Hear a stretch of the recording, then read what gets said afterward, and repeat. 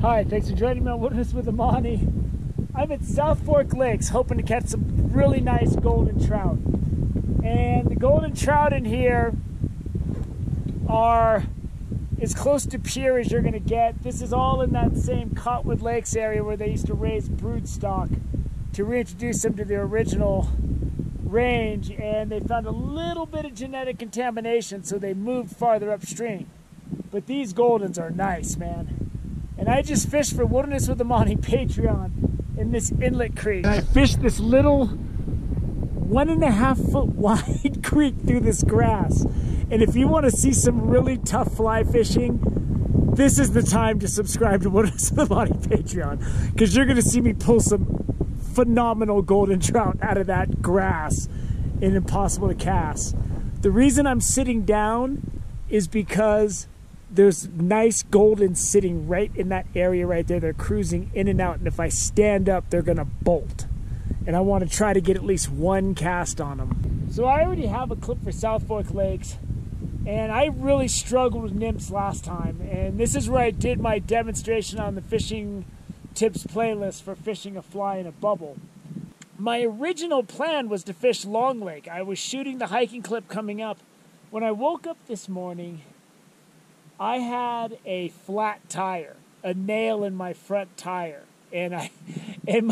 so I have to go back. I got to hike out of here and deal with the flat tire.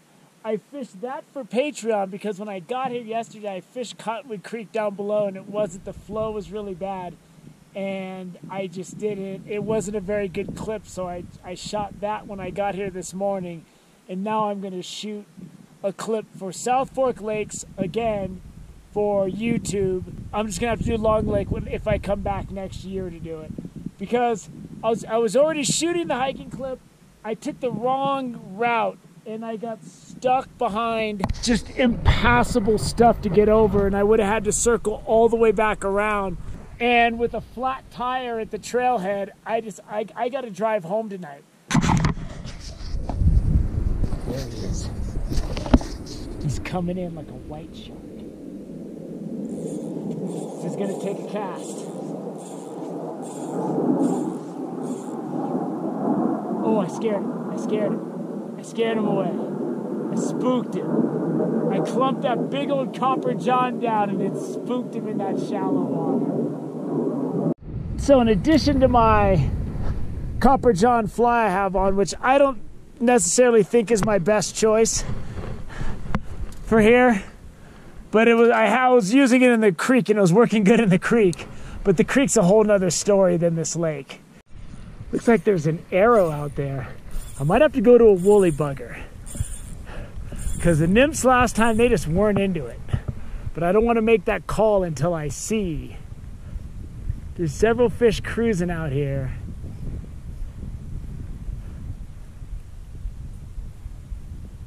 There we go. Oh! Had him. He hit it, so that's a sign. There we go. Oh! Oh! There's several fish cruising in this shallow flat. I just hooked the smallest fish in the lake. He's fighting though. Get him over these weeds. There's some big ones out there, man. Oh, he jumped back in the water. I dropped him. He was a little guy though, so it doesn't matter. Got some new guys swimming into the zone. Gotta deal with this grass. See if I can actually show you this one. This doesn't even match the ones I was pulling out of that little creek. But these are really beautiful goldens in this lake. I mean, these are as good as goldens get.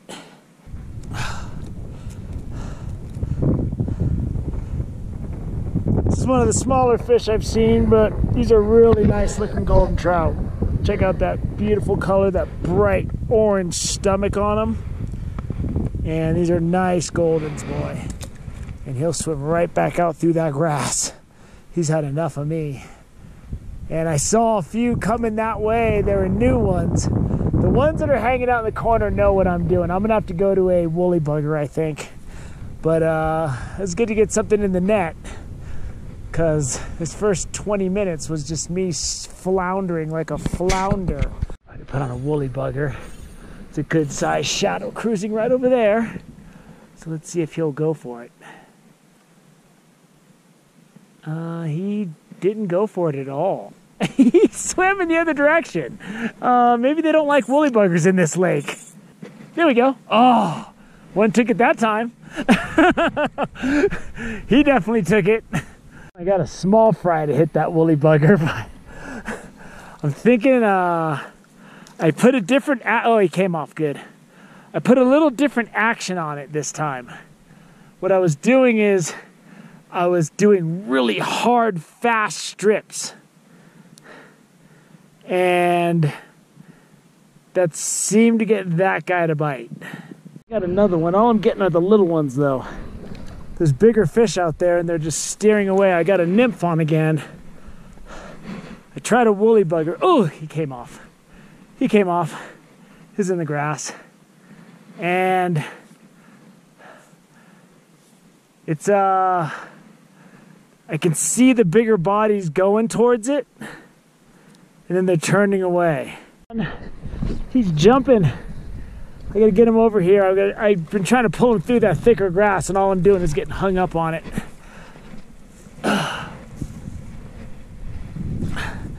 And I threw this nymph out there, and he just hit it like a top water. You get this? It's a really beautiful fish. Look at him in the net. Look at that coloring on that thing. Get my hands wet and I'll show them to you. Man, that's a real pretty golden trout right there. Look at that orange stomach.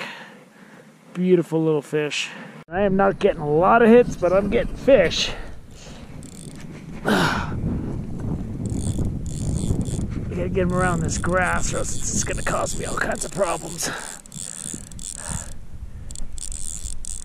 There we go. Get him right over this. Another beautiful one, not one of the bigger ones I see out there. My net's nice and wet sitting in the water. That's handy. He's dropping right in it, and there we go. Hey, beautiful golden trout. Beautiful colors on that fish, man. That is a beautiful golden. Love him, love him. And I got that guy on this little zebra. Dude. I'm gonna have to go into my tackle and look around. I don't know what I want to use. It's a little bit better of a golden. A little bit better. And he swam up. I saw him swim up, swim away, and then he just turned around and crushed it. So he thought he was smart for a minute there, and he was. But he failed himself. Get my hands wet on this guy. There we go. And these barbless nymphs are coming right out, which is exactly what I want. That's a nice golden. He's a little better than the other ones. A little longer. Not as fat, but he's a beautiful golden trout. And these are pretty much pure goldens. There's not a lot of rainbow contamination coming into this stuff. And I gotta start moving towards the front of the lake. I sat back here for a couple hours and I just... You know, these fish have already seen my nymphs 100 times, and it's just like it's like I'm trying to keep running the ball when running the ball hasn't been working, and they know, and it just I don't know. And I put a fly on a bobber, which I had a lot of success here that last time with, but they weren't interested in that at all, man. I got one little hit. Fish I saw. They're feeding down on the moss here, which is nymph territory, and I threw it in there and he swam right, as soon as it got down by the bottom, he swam right over and grabbed it. And I should have been moving and finding fish that were more into the pattern that I was fishing rather than get my hands wet here. As soon as my nymph got down there, hands are wet, looking good. This guy swam right up and grabbed it. And these are beautiful goldens. Looking good. There he goes. And maybe that's what I should have done. Found fish that were actually feeding on what I'm using. But I just kept running the ball up the middle over there, running the ball up the middle, gaining nothing, losing 2 yards, and I just stayed there. And I wasted all of my time, and I got to leave soon now. And I just, sometimes I do that. Sometimes I get so stubborn because I can see fish, and I'm like, why won't they bite? And I'm just not pleased with myself for that. Man, I threw a jig out there. This guy went straight for it. And it was weird because the other ones didn't want it, but the water's a little deeper over here. That just goes to their fish. Who knows what they're gonna do? And he aggressively just went right for it, man. It's nice, Golden. One, he didn't hesitate to hit that nymph, man. I'm in a new part of the lake where these fish haven't seen my nymph yet, and what do you know? They're hitting it. Doesn't take a professor to figure out I spent too much time over there. Here we go. Look at him in the sunlight. Ooh, that is a beautiful golden trout right there. Get him back in. That's gonna do it. Wasn't my best alpine lake performance today. I did not manage my time well. I spent way too much time in the back of the lake. And it wasn't working, and I just kept trying the same thing. And I just didn't have a very good selection of flies today. And instead of moving on and trying to find new fish, I just kept throwing it because I knew there were a bunch of fish out there, and I'm like, eventually they gotta bite. Well, no, they don't. They don't have to bite eventually. But I got some beautiful goldens in the net. Wasn't able to make it to Long Lake. That's over there. And I'm gonna have to do it next year. Once I went the wrong way and I couldn't get over those rocks in the back, I'm like, okay, I don't have time for this. So I fished for Patreon, and then I fished for YouTube, and now I got to drive home, and I got to go see about that flat tire. My front tire is completely flat, but it's got a nail in it, so it held enough air to drive up here fine. So I'm hoping I can use my air compressor to fill it up and get home on it, where I can go and get some pliers, pull the nail out, plug the tire. So my tire's filling up, you can hear it. That's the air compressor, and I was worried about the noise at the trailhead. I'm at the Cottonwood Lakes trailhead, but there's only 10 cars in the entire lot, and the campground's empty. I'm the only one here, so I might even top off all of my tires, make sure everything's good and full. But because that didn't lose any air and it's filling up so fast, I should be able to get home the 5-hour drive, and then I will just get up before I work tomorrow, and I'm probably going to plug that tire. I saw that tire this morning. I almost didn't go. I was almost like, I'm just going to plug this tire or blow it up and go fishing the Owens, because I didn't want to come out and have it be dark, and I had to deal with this, and then it didn't work like it's working now. But I got out of South Fork Lakes. It's like a 4-mile distance. I got out of there in an hour and a half. I went straight down the lighter used, more cross-country trail, and I powered out. So wasn't the best day of fishing for me, but that's okay. I really didn't get my game going.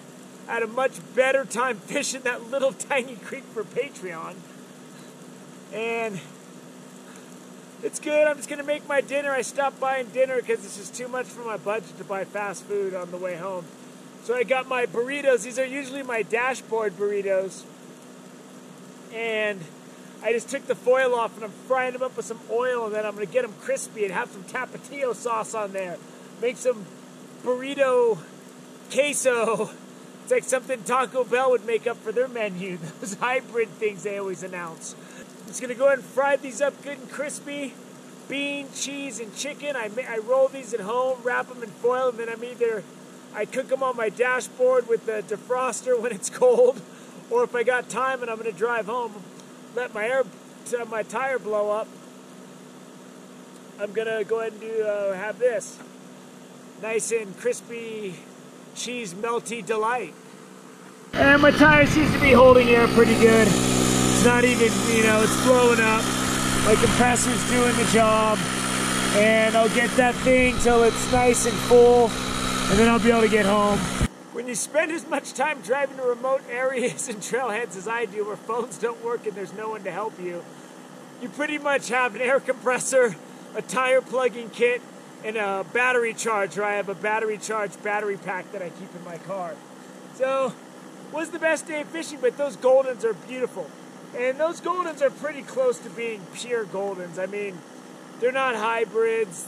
Cottonwood Lakes, just over the hill, is the place where they used to raise the brood stock because they had pure Goldens, to reintroduce it to their original range, and they found a little bit of rainbow trout genetics contamination in one of their samples, so they stopped using it and they opened it to fishing in the 90s.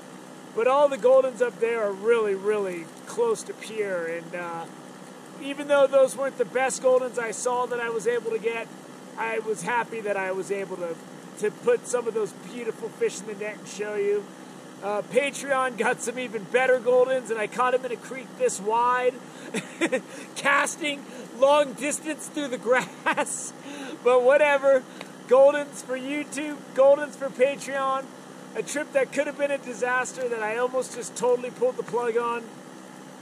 Worked out, so it's all good. Oh, I got to get to cooking my food. I'm starting to burn it. Thank you for joining me on Wilderness with Amani. Until next time.